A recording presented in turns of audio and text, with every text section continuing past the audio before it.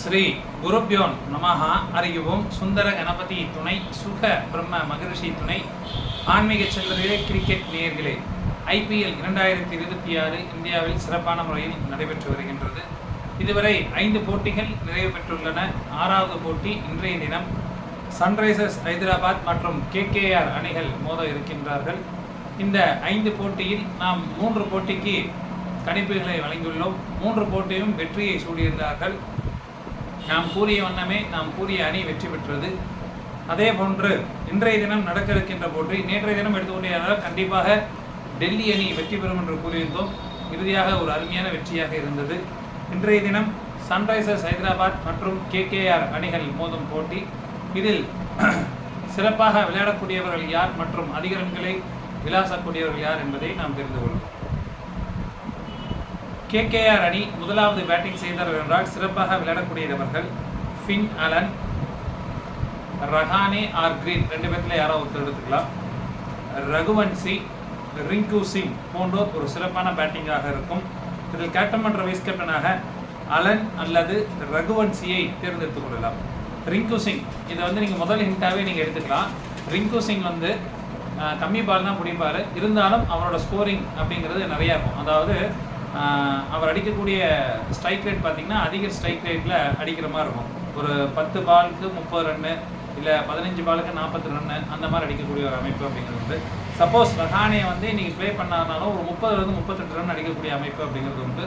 So ஒரு டீமில் நீங்கள் ரஹானே உள்ளே கொண்டாங்க, ஒரு டீமில் க்ரீனை உள்ளே கொண்டாங்க. அதே மாதிரி KKR அணி முதலாவது பந்து வீசினார் என்றால் விக்கெட்டுகளை வீழ்த்தக்கூடியவர்கள் சுனில் நரைன், வருண் சக்கரவர்த்தி, வைபவ் அரோரா போன்றோர் ஒரு சிறப்பான பந்து வீச்சாக இருக்கும். இதில் கார்த்திக் தியாகி அவர் உள்ளே வந்தாலும் அவரோட பவுலிங்கும் இன்றைக்கி நல்லாயிருக்கும் பொதுவாக.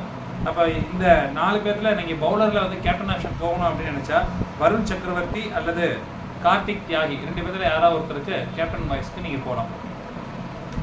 அதுக்கடுத்து KKR அணி 2வது பேட்டிங் செய்தார்கள் என்றால் சிறப்பாக விளையாடக்கூடியவர்கள் ஃபின் அலன். 2வது இன்னிங்ஸில் மேக்ஸிமம் ஒரு 38 ரன் அடிக்கக்கூடிய அமைப்பு அப்படிங்கிறது உண்டு. ரகுவன்சி, ரஹானே 2வது இன்னிங்ஸாக இருந்தால் நல்லா விளையாடக்கூடிய அமைப்பு அப்படிங்கிறது உண்டு. ஸோ இந்த ரஹானாவும் க்ரீனும் நீங்கள் ஆப்ஷனலாக ஒரு டீமில் செலெக்ஷன் பண்ணுங்கள், இன்னொரு டீமில் மாற்றி போடுங்க. ஃபின் அலன், ரகுவன்சி, சேம் ரிங்கு சிங் போன்றோர் சிறப்பான பேட்டிங்காக இருக்கும். இதில் க்ரீன் ரஹானே ஆப்ஷனலாக எடுத்துக்கணும். தென் இதில் முக்கியமான பாயிண்ட் என்னென்னா ரமன்தீப் சிங். இந்த ரமன்தீப் சிங்கோ அங்குல் ராய் இவங்க 2 பேர்த்தில் யாராவது ஒருத்தர் முன்னாடி வந்தாங்கன்னா ரமன்தீப் சிங்காக இருந்தால் அப்புறம் நல்லா ப்ளே பண்ணுறதுக்கு இன்றைக்கி வாய்ப்புகள் இருக்குது. பேட்டிங் ஆர்டர் எப்படி மாற்றி விடுறாங்க அப்படிங்கிறது தெரியல. ஸோ அதை பொறுத்து நீங்கள் சூஸ் பண்ணிக்கலாம். KKR அணி 2வது பந்து வீசினா விக்கெட்டில் வீழ்த்தக்கூடியவர்கள் வருண் சக்கரவர்த்தி, வைபவ் அரோரா மற்றும் கார்த்திக் தியாகி போன்றோர் சிறப்பான பந்து வீச்சாக இருக்கும். இதில் நீங்கள் டேரெக்டாக கேப்டன் வைஸ் கேப்டன் ஆப்ஷன் போடணும்னா பவுலர்ஸ்க்கு போடணும்னா வருண் சக்கரவர்த்தி, வைபவ் அரோரா 2 பேர்த்தில் யாருக்கு வேணாலும் போய்க்கலாம். 2 பேருக்குமே நல்லா இருக்கு. மேக்ஸிமம் வருண் சக்கரவர்த்தி நீங்கள் இன்றைக்கி ட்ரை பண்ணலாம். நல்லா 3 விக்கெட் எடுக்கக்கூடிய அமைப்பு இன்றைக்கி வருண் சக்கரவர்த்திக்கு இருக்குது. அதுக்கடுத்து SRH அணி முதலாவது பேட்டிங் செய்தார் என்றால் சிறப்பாக விளையாடக்கூடியவர்கள் Travis Head, Ishan Kishan, Heinrich Klaasen போன்றோர் ஒரு சிறப்பான பேட்டிங்காக இருக்கும். இதில் கேப்டன் வைஸ் கேப்டன் அப்படின்னு எடுத்துக்கிட்டிங்கன்னா ஹெட் அல்லது ஹென்ரிச் கிளாசன் 2 பேர்த்தில் யாராவது ஒருத்தர் நீங்கள் தேர்ந்தெடுத்துக்கலாம். அபிஷேக் சர்மா பற்றி பேசணும் அப்படின்னா இன்றைக்கி அவரோட ப்ளே அந்த அளவுக்கு பெருசாக ஒன்றும் எடுபடாது. மேக்ஸிமம் ஒரு டக் அவுட் ஆகிறதுக்கும் ஒரு வாய்ப்பு இருக்குது. இல்லை அப்படின்னா ஒரு 15 ரன்னில் அவுட் ஆகிறதுக்கு ஒரு வாய்ப்பு இருக்குது. ஸோ நீங்கள் அவர் எப்படி வேணாலும் நீங்கள் ஆப்ஷனெல்லாம் பயன்படுத்திக்கலாம். Travis Head, Heinrich Klaasen, Ishan Kishan இவங்க இன்றைக்கி விளையாடுறதுக்கு வாய்ப்புகள் நிறையாவே இருக்குது. ரெட்டி நிதிஷ்குமார் ரெட்டியை பொறுத்த வரைக்கும் ஒரு 15லேருந்து ஒரு 20 ரன் கொஞ்சம் குயிக்காக எடுப்பார். பட் ஆனால் பெரிய அளவு ஸ்கோர் இருக்காது. இந்த 15லேருந்து 20 ரன் அடிக்கக்கூடிய அமைப்பு அப்படிங்கிறது நிதிஷ்குமார் ரெட்டிக்கு உண்டு. அதுக்கடுத்து பார்த்தீங்க அப்படின்னா SRH அணியில் பெருசாக பிளேயர்ஸ் யாரும் இல்லை. சப்போஸ் கமிந்து மெண்டிஸோ லியாம் லிவிங்ஸ்டோனோ இடம் பெற்றார்கள் என்றால் அவங்க கண்டிப்பாக ட்ரீம் லெவலில் வர அளவுக்கு பாயிண்ட்ஸ் இருப்பாங்க. கமிந்து மெண்டிஸ் கண்டிப்பாக ஒரு ஆல்ரவுண்டர் பர்ஃபார்மன்ஸ் கொடுப்பார். லியாம் லிவிங்ஸ்டோன்ஸும் அதே மாதிரி தான். ஸோ அப்போ Heinrich Klaasen, Kamindu Mendis, Liam Livingstone இவங்க 4 பேர் நல்லா விளையாடுறதுக்கு நிறைய வாய்ப்புகள் அப்படிங்கிறது உண்டு. SRH அணி முதலாவது பந்து வீசினார் என்றால் விக்கெட்டுகளை வீழ்த்தக்கூடிய நபர்கள் அன்சாரி. பவுலரில் அன்சாரி இடம் பெற்றால் கண்டிப்பாக 2 கேட்ச் பிடிப்பார், 1 விக்கெட் எடுப்பார். அப்போ ஆட்டோமேட்டிக்காக ட்ரீம் லெவனுக்குள்ள வந்துடுவார். அக்ஷல் பட்டேல் 1 விக்கெட் எடுக்கக்கூடிய அமைப்பு அப்படிங்கிறது உண்டு.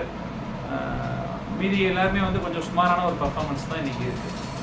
எல்லாருமே ஒவ்வொரு விக்கெட் எடுக்கிற மாதிரி தான் இருக்காங்க. அதுக்கடுத்து எஸ்ஆர்எச் அணி இரண்டாவது பேட்டிங் செய்தவர் என்றால் சிறப்பாக விளையாடக்கூடியவர்கள் Head Ishan Kishan, Heinrich Klaasen போன்றோர் சிறப்பான பேட்டிங்காக இருக்கும். சேம் அதே ஆர்டர் தான் வருது. இதுக்கு நடுவில் நம்ம ஒரே சொன்ன மாதிரி இம்பாக்ட் பிளேயர், அதாவது நான் சொன்ன கமிந்து மெண்டிஸும் லியாம் லிவிங்ஸ்டோனும் இல்லாமல் வேறு யாராவது உள்ளே வராங்கன்னா அது டாஸ் போட்டதுக்கு அப்புறம் தான் நமக்கு தெரியும். அதை பொறுத்து நான் வந்து உங்களுக்கு டெலிகிராம் லிங்க்ல அப்டேஷன் அப்படிங்கிறது கொடுக்குறேன். இந்த 3 பேர் விளையாடக்கூடிய அமைப்பு அப்படிங்கிறது வந்து எஸ்ஆர்ஹெச்சில் பந்து வீச்சாளர் அப்படின்னு எடுத்துக்கிட்டிங்கன்னா இந்த பெயின் போன தடவை பவுல் போட்டார் இல்லையா, அந்த இங்கிலாந்து நாட்டு பெயின், அவர் உள்ளே வந்தாருன்னா அவர் விக்கெட் எடுக்கக்கூடிய அமைப்பு அப்படிங்கிறது உண்டு. ஸோ அவரும் இந்த ஹர்ஷல் பட்டேலும் விக்கெட் எடுக்கிறதுக்கு அமைப்புகள் அப்படிங்கிறது இன்றைய தினம் இருக்கிறது.